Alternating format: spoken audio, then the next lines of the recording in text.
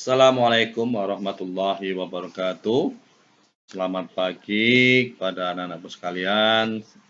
Bertemu kembali di pesantren Kilat SMA Sejahtera Solo Depok pada hari terakhir, hari Rabu tanggal 21 April 2021.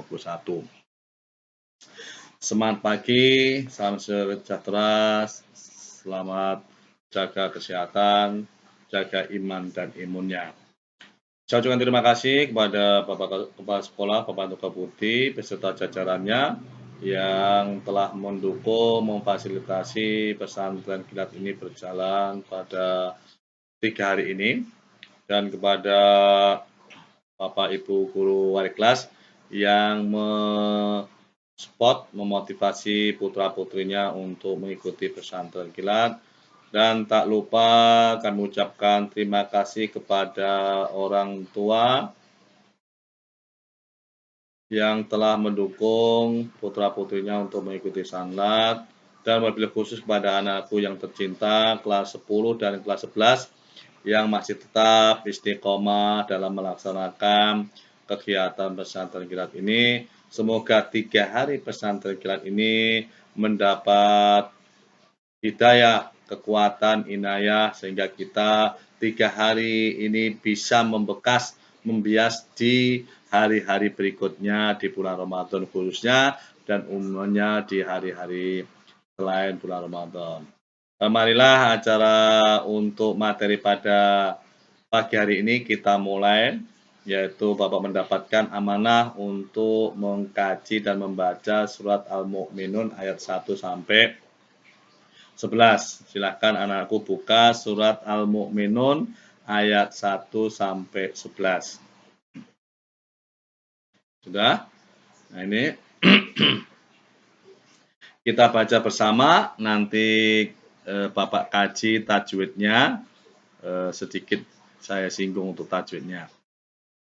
Sudah semua? Surat Al-Mu'minun ayat 1 sampai 11. A'udzu billahi minasyaitonir rajim. Bismillahirrahmanirrahim. Qad aflahal mu'minun alladzina hum fi sholatihim khashi'un walladzina hum 'anil lagwi mu'ridun walladzina hum lizzakati fa'ilun walladzina hum li furujihim hafizun illa ala azwajihim aw ma malakat aimanuhum fa innahum ghairu malumin. Faman ibtagha wara'a dzalika faulaika humul 'adun walladzina hum li amanatihim wa 'ahdihim raun walladzina hum 'ala shalawatihim yuhafizun ulaika humul warithun alladzina yarithunal firdaus hum fiha khalidun. Shadaqallahul azim. Ya, ini anakku, kita bahas sedikit tajwidnya dari depan. Qad itu qalqalah, aflahal al-mu'minun itu al-qamariyah, al-mu'minun nun matobi'i di akhir ayat atau diwakafkan itu mat arid li sukun. Alladzi itu mat asli, di hum itu idhar safawi, mim mati bertemu fa idhar safawi. Fi itu mat asli juga, sholatihim, him itu idhar safawi lagi, syi'un itu mat arid sukun. Alladzi mat asli, hum idhar safawi, lagwim mu'ridun. Nah, ini mat arid sukun. Alladzi mat asli, hum lagi idhar safawi, lizakati fa'ilun. Itu mad alif sukun alladzina hum. Ini adalah idhar safawi li furujihim. Nah, jihim ini adalah juga mad hum mim mati dengan ha idhar safawi. Fidun mad arid li sukun illa ala azwajihim. Him itu mad maaf, hum mim mati dengan alif itu idhar safawi. Wa mamalakat aimanuhum. Nah, idhar safawi. Hum lagi idhar safawi. Ghairu malumin itu mad alif sukun. Famanib. Wah, famanib qalqalah famanib tagha wara adzalika faulaika humul adun. Al adun alif lam qamariyah dun mad arid li sukun.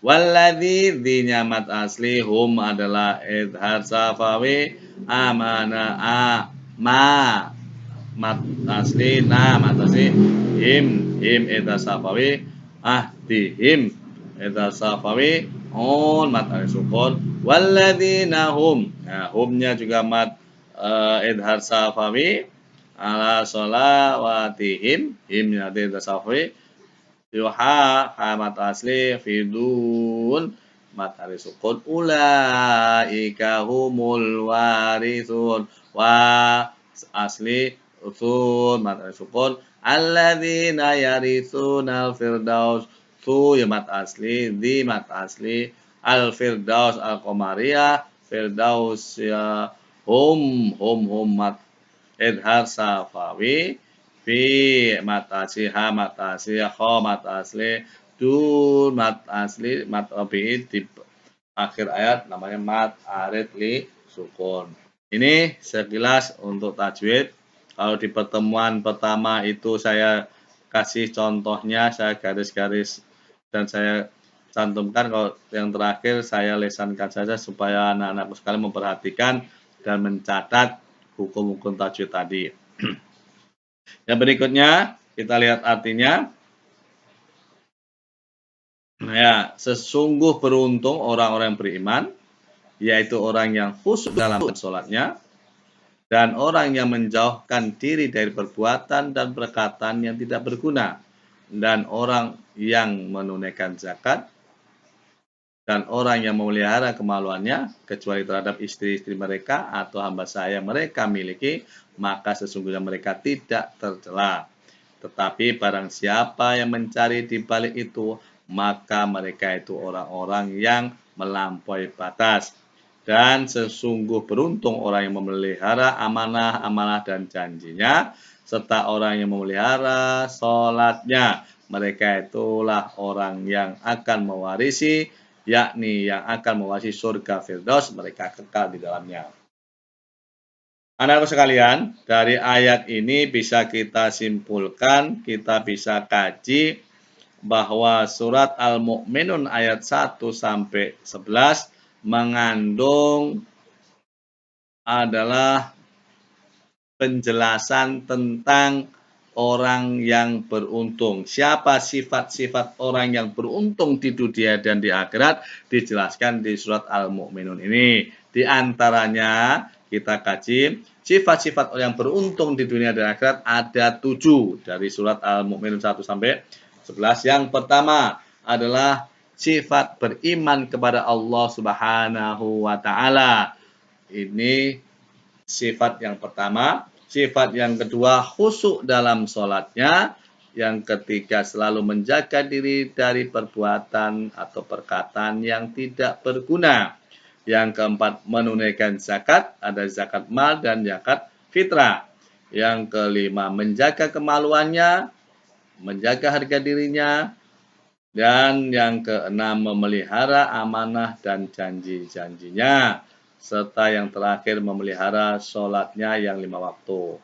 Anak-anakku sekalian, dari 7 sifat inilah yang mencirikan sifat orang-orang yang beruntung. Indikator orang yang beruntung manakala mereka bisa melaksanakan ke-7 indikator ini, maka itulah orang-orang yang mendapatkan warisan yang mewarisi surga Firdaus. Nah, mereka kekal abadi di dalamnya. Maka untuk itu anak sekalian, maka kita bahas satu persatu. Beriman kepada Allah Subhanahu wa taala itu mengandung makna bagaimana kita beriman, tasdiku bil qalbi wa iqraru bil lisan wa amalul bil arkan. Yakin dalam hati, diucapkan dengan lisan, dibuktikan dengan perbuatan. Jadi iman itu adalah tasdiku bil qalbi wa iqraru bil lisan wa amalu bil arkan. Yakin dalam hati, tapi juga diikrarkan melalui lisan bahwa saya iman kepada Allah Subhanahu wa taala, berarti perbuatannya beriman kepada Allah Subhanahu wa taala. Yang kedua, khusyuk dalam salatnya. Yang terpenting memelihara salat 5 waktu, bisa memelihara salat 5 waktu, berarti tinggal naikkan ke levelnya adalah khusyuk dalam sholatnya.